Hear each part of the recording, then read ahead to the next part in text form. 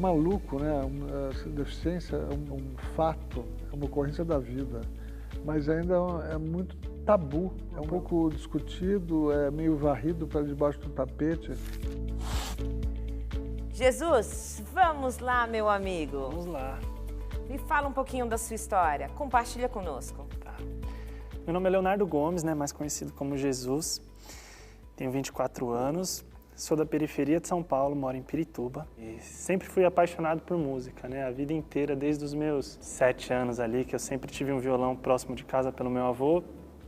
E sempre gostei, né, então fui aprender violão com 11 anos. Estudando, toquei na igreja. E aí com 12 eu fui estudar, né, fui estudar em uma escola de bairro. Até os meus 15 anos, onde eu, além de estudar naquela escola, eu também trabalhava lá, né, comecei até para pagar o próprio curso ali que eu queria, eu trabalhei nessa escola. Com 13 anos, 12 anos? Eu tinha 14. 14. Eu comecei ali com 14, né? Comecei a estudar lá com uns 12. Fiquei uns 2 anos, aí o chefe ali viu que eu gosto, né? Gosto muito, gosto de falar sobre, gosto de... Então, e eu precisando pagar ali também, comecei a trabalhar na própria escola de música. Daí, com isso, né? 14, quando eu tive 15 anos, foi onde eu sofri o acidente. Né, onde Me fala um pouquinho sobre esse acidente. O que aconteceu? Porque a gente vê ali que você perdeu o braço, colou ele de volta. Foi basicamente isso. Teve um remendo aí, né, pode-se dizer. Eu tive uma fratura exposta, né, na piscina. Teve a oportunidade de ir para uma casa de um amigo do meu pai, em Campinas, onde tinha uma piscina bonita, assim. Eu falei, nossa, tava o dia inteiro, criança, né? Aí eu olhei uma cascata d'água, falei, bom, será que se essa cascata, se eu subir nela e pular para a piscina, acho que vai ser legal. Vai dar pra me dar um bom tipo ali. Aí levantei. Só que não. Aí fui olhar antes. No que eu fui olhar... Olha, o Cid tá se identificando com o pulinho que ele deu na Croácia. Exatamente. Na hora que eu olhei, assim, falei, bom, deixa eu ver. Deixa eu só olhar, né? Aí eu coloquei uma mão aqui pra segurar numa placa, né? Tinha uma placa de ardose. No que eu coloquei, eu acabei indo um pouco pro lado. Aí eu meio que me pendurei. No que eu pendurei, ela quebrou. Aí foi onde aconteceu o acidente. Aí acho que prensou o meu braço na borda da piscina, deu uma fratura exposta, rompeu todos os tendões extensivos, os únicos 2 ossos do braço ali, né, o rádio e o ulna. O braço ficou praticamente pendurado, né? Minha irmã na época, que foi meu braço, literalmente meu braço direito. Literalmente? Literalmente, que foi quem me acudiu, me segurou, me acalmou, né? A gente foi até um hospital ali na época. Aí, enfim, aconteceu Passou tudo. por tudo isso até chegar aí. Com certeza já teve algumas dificuldades. Sim. Até para que você conseguisse essa cirurgia. Eu ouvi dizer que foi bem difícil. Não deu para fazer a cirurgia em Campinas, né? Isso foi, inclusive, um problemaço que aconteceu. Não, assim, o hospital não tinha estrutura, eu tive que voltar para São Paulo. E aí que estava o problema, né? Foi um acidente de piscina, então tem muita bactéria, é muito perigoso, né? Estava aberto. Naquele momento você pensava, não vou tocar mais? Eu lembro que já em Campinas eu falei para a enfermeira, eu falei, moça, mas eu vou conseguir pelo menos tocar, né? Aí ninguém sabia. Eu lembro assim, todo mundo olhava assim, ficava tipo... Vamos no antibiótico primeiro, depois a gente conversa. Aí voltei para São Paulo, fiquei uma semana ali no antibiótico. Né, primeiro fiz uma cirurgia de limpeza, né, tudo ali, só que não pude fazer direto, fechar, né, por conta desse contato com a piscina, a questão da viagem, de ter voltado para São Paulo, de ter todo esse tempo ali fechado, eles colocaram uma tala, então, aí fiquei ali uma semana tomando antibiótico até que eu fiz a cirurgia. Só que no meio da cirurgia, antes, né, de realmente eu entrar na cirurgia, o doutor ele parou a cirurgia e foi conversar com a minha mãe para amputar o braço, né? Ele pediu, falou, tá muito difícil de religar todos os tendões, perdeu muita musculatura, os nervos mesmo em si, né? Os ossos ali, foi uma fratura muito forte, né? Então a gente vai ter que amputar o braço do seu filho. Aí minha mãe entrou em desespero, começou a chorar, já sabia que eu tinha esse sonho, né, da música desde criança. E aí ela falou, doutor, pelo amor de Deus, faz o que der para fazer, religa lá que depois a gente vê. Se tiver que amputar depois, a gente amputa, né? E aí fez a cirurgia, ele voltou e falou, bom, mãe, né, fiz o que eu pude. Agora depois a gente não sabe como vai ser, né? Então tenho 2 placas, 14 parafusos, né? Foi 14 parafusos. 14 parafusos.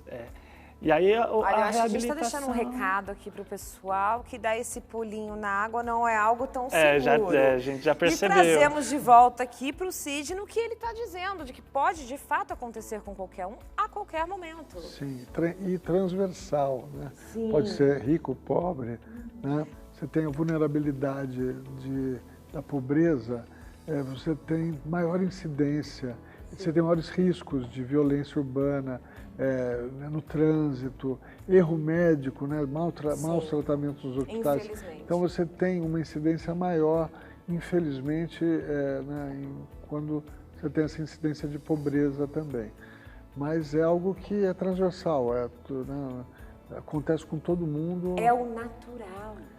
Eu diria, né, eu acho que faz parte da vida. Tem situações que são evitáveis, né? Sim, claro. Eu não precisava ter mergulhado do jeito que eu mergulhei e nem o nosso amigo Léo precisava ter se pendurado na cascata. Na ardósia, né? Então, muitas vezes acontece um pouco quando você está se arriscando, né? Em alguns casos, né? Eu estou falando de casos de acidentes, né? Mas você tem várias outras situações que não dependem de acidentes.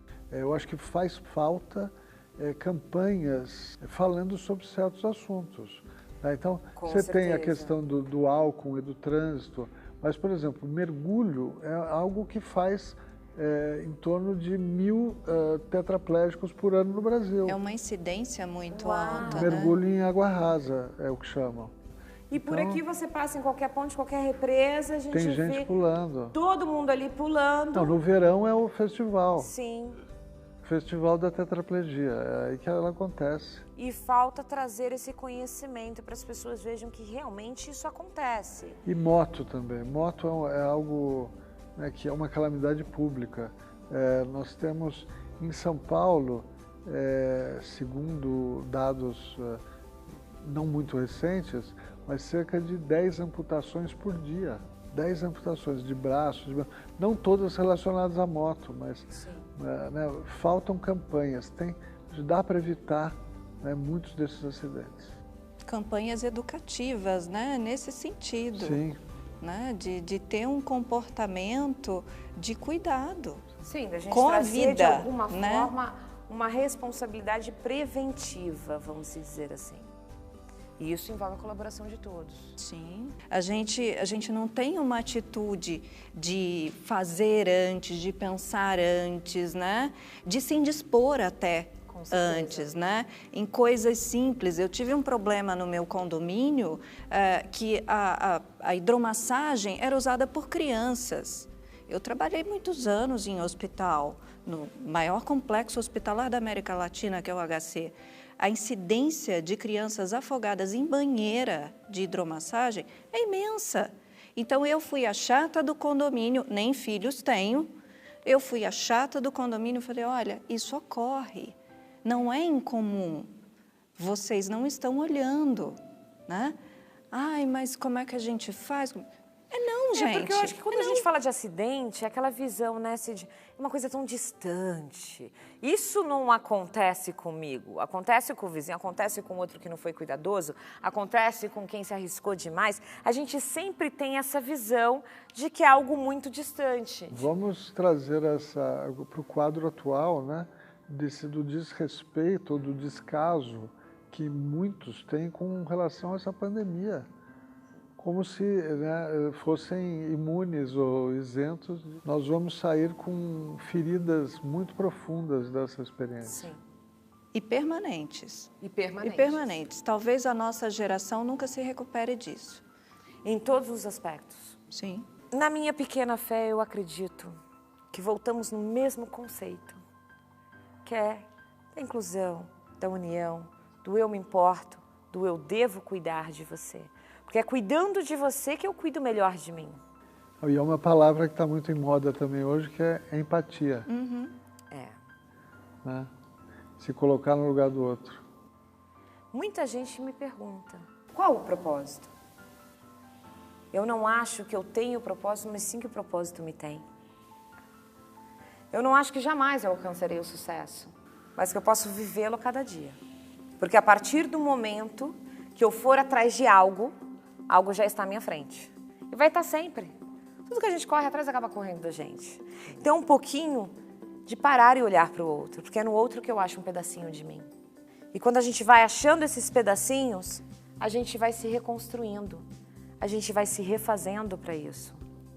E isso é extremamente importante. Não é verdade, doutora? Sim, sim. E o propósito tem que estar presente nesse caminho, né? O sucesso, o que é senão o resultado, né? Para que você atinja sucesso, e como você bem disse, sucesso é subjetivo, né? O que é sucesso para mim não é sucesso para o Léo, né? Então, o meu sucesso, ele acontece diariamente.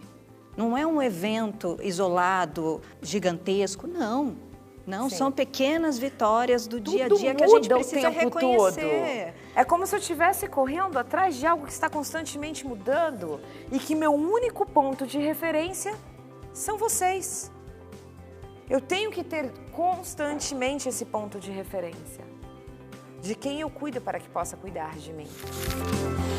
Veja que a intenção do outro já era o bastante para você, né? Às vezes a gente não precisa fazer algo objetivo, proporcionar algo material. Não, basta estar ao lado, basta a intenção, basta a escuta, né? Ou às vezes basta só o olhar.